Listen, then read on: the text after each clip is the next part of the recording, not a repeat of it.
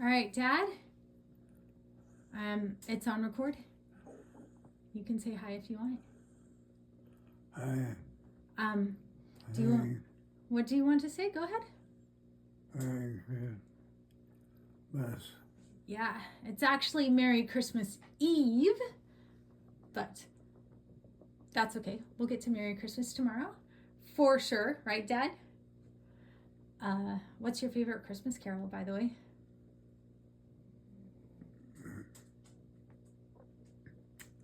Joy to the world. Joy to the world.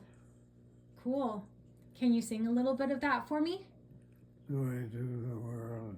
Joy to the world, the Lord. If I sing it with you, will that help? Yeah? Joy to the world. Help me, come on. The Lord has come. Let us receive her King. Let every heart prepare him room, and heaven and nature sing. Go ahead. Heaven and nature sing, and heaven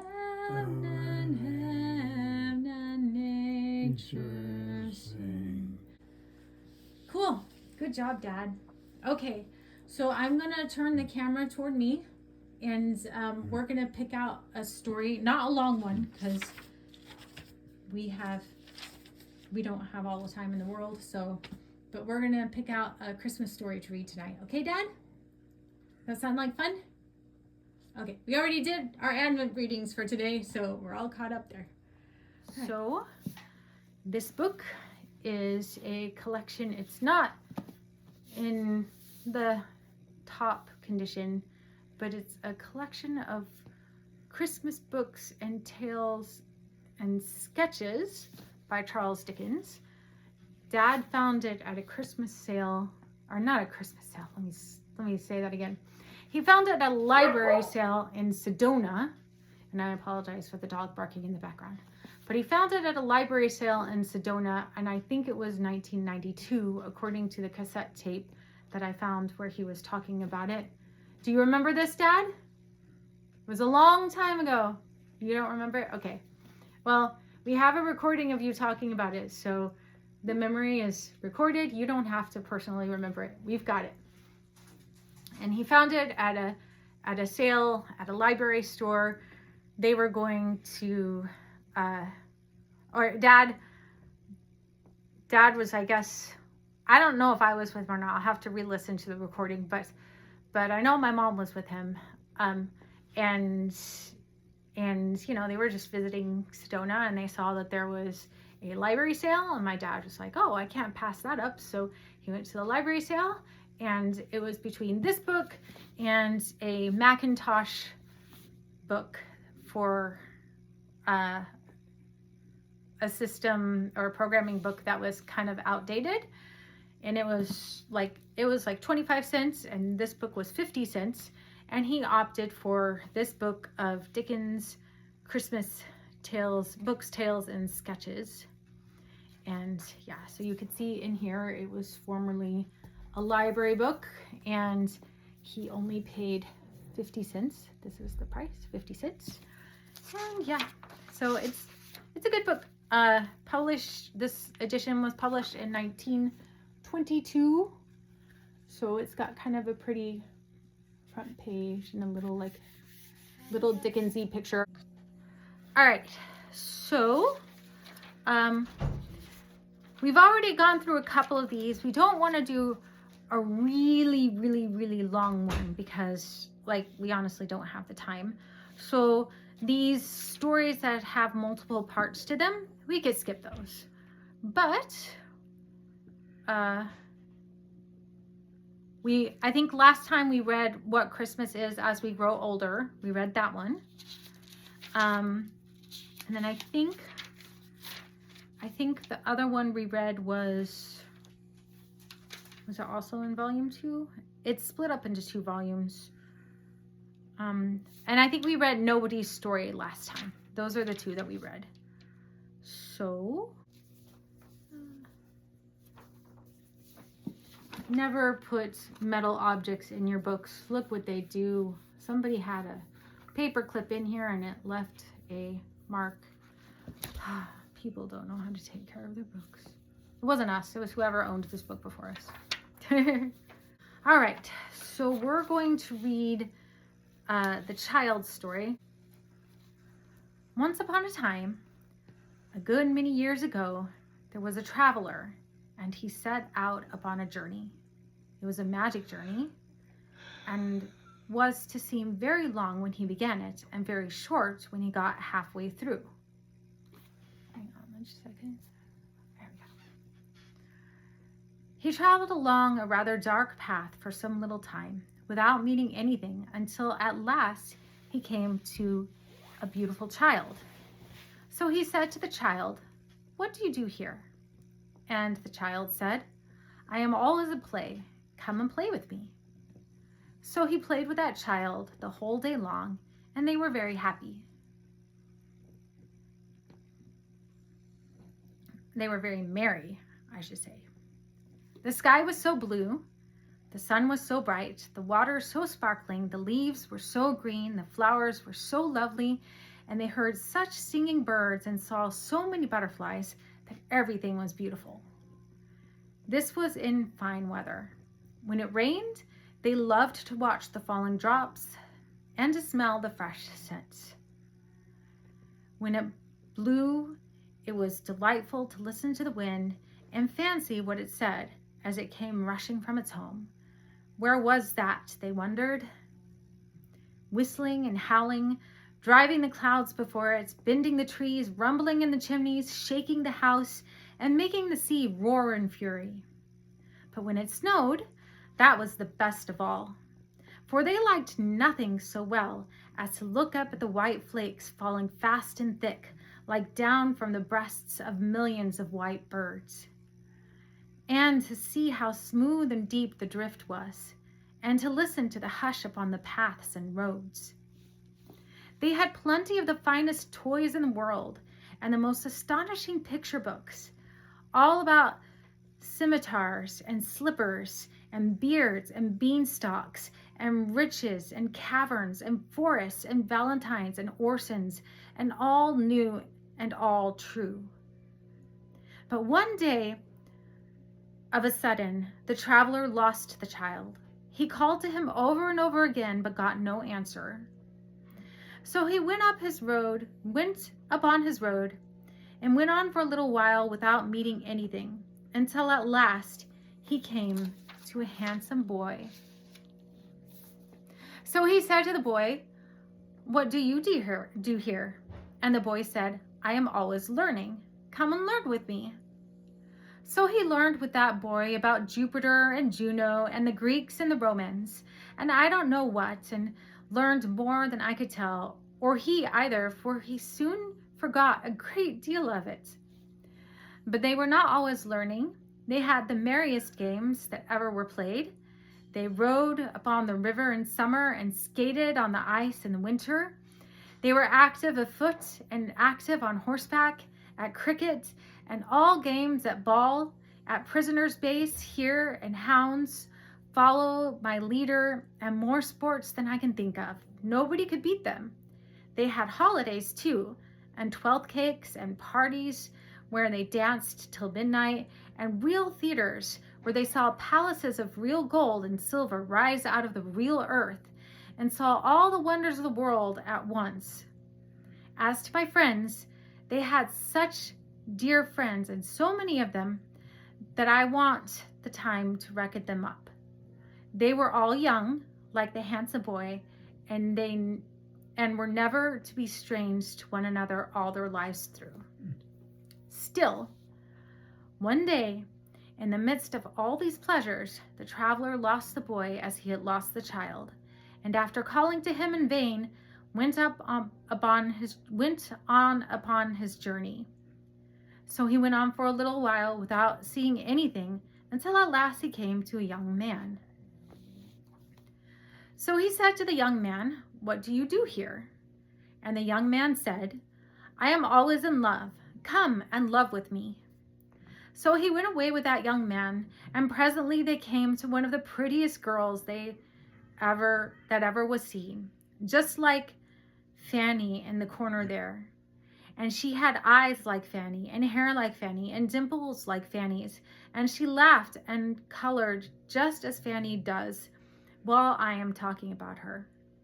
So the young man fell in love directly, just as somebody I won't mention the first time he came here did with Fanny.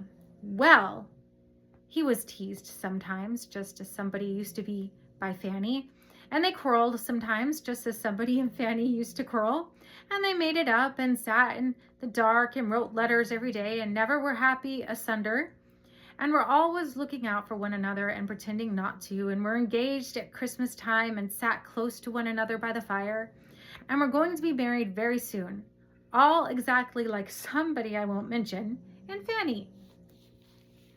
But the traveler lost them one day, as he had lost the rest of his friends, and after calling to them to come back, which they never did, went upon his journey. So he went on for a little while without seeing anything until at last he came to a middle-aged gentleman. So he said to the gentleman, "What are you doing here?"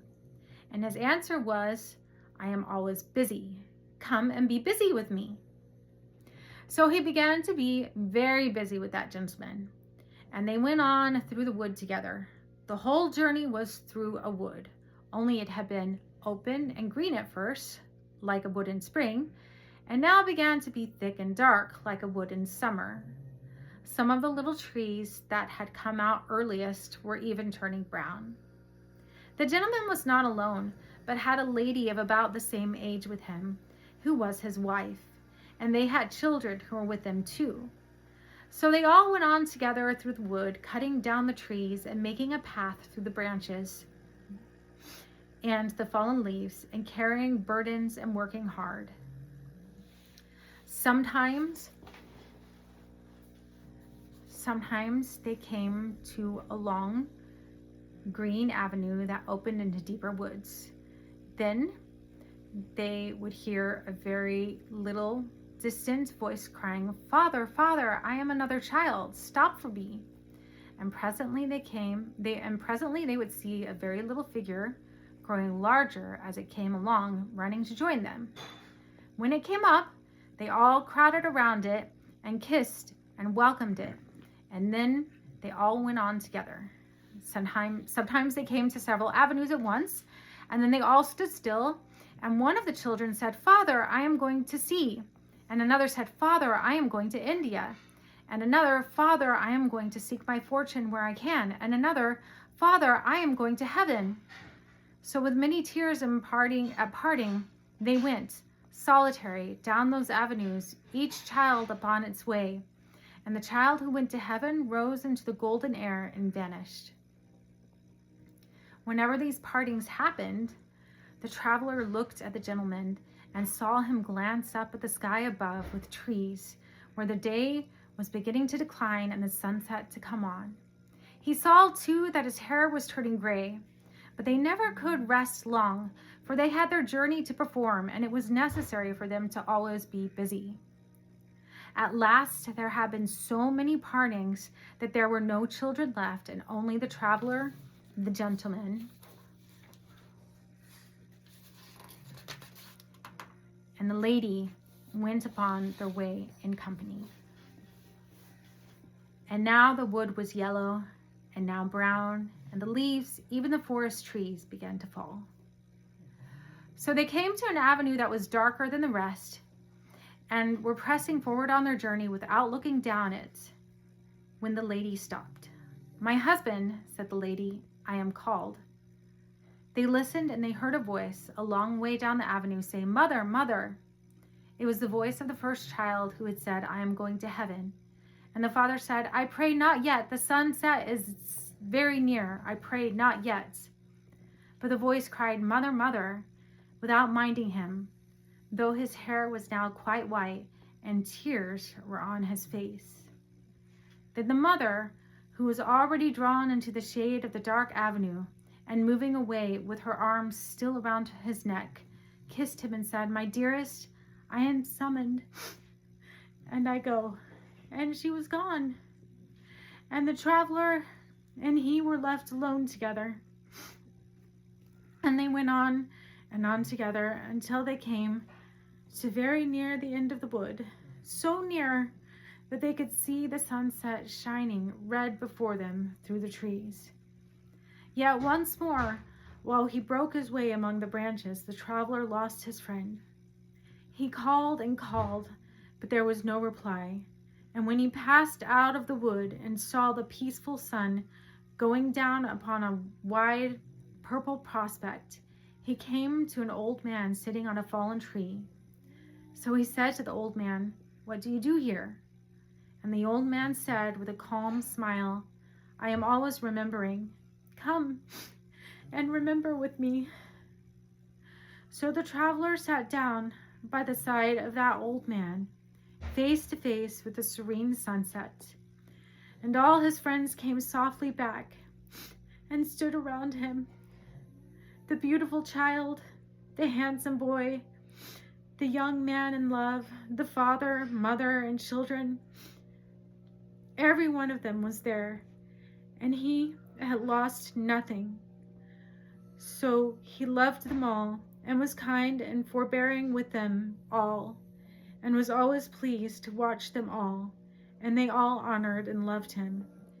And I think the traveler must be yourself, dear grandfather, because this is what you do to us and what we do to you. The end. Did you like it? Excellent. Excellent. Yeah. Does Dickens make you feel things too? Yeah. Yeah.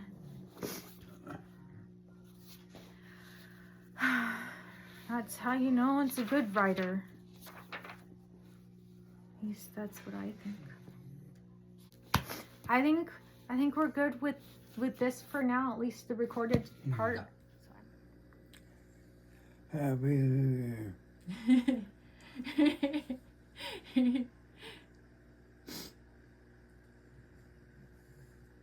Dad, what has been your favorite? I mean, I know that, like, it's hard being stuck in bed all the time, but if you could think of one good thing,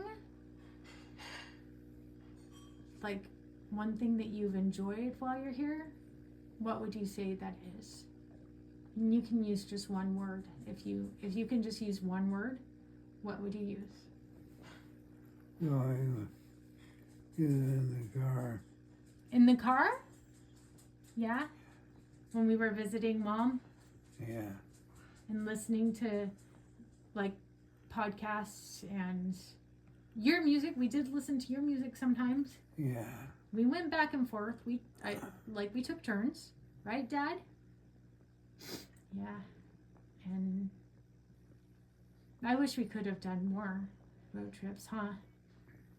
I wanted to do some day trips, but we didn't get to do those. But that's okay. You've done plenty of good road trips in your life, right, Dad? Do you remember what your favorite one was?